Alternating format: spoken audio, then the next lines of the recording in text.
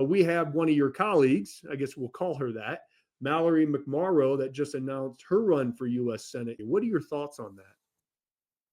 Yeah, well, you just made a really good point about where the Democrats have an identity crisis. They're trying to figure out how much do they stick with the really radical components of their ideology that have defined the party for, at least the last decade.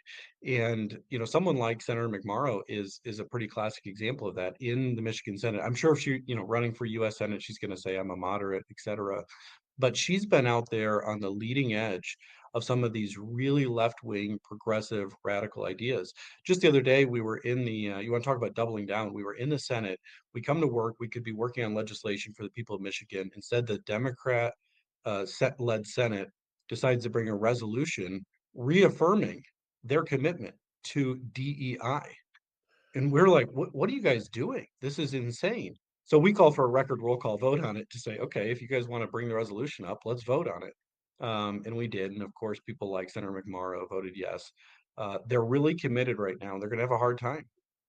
Yeah, that's going to be interesting how that shapes up because I think the majority of Americans are just fed up with this kind of woke ideology force fed not only our throats and where we work and where we go, but also to our children. That is for sure. So we have a lot going on, obviously, with President Trump signing a lot of executive orders, right?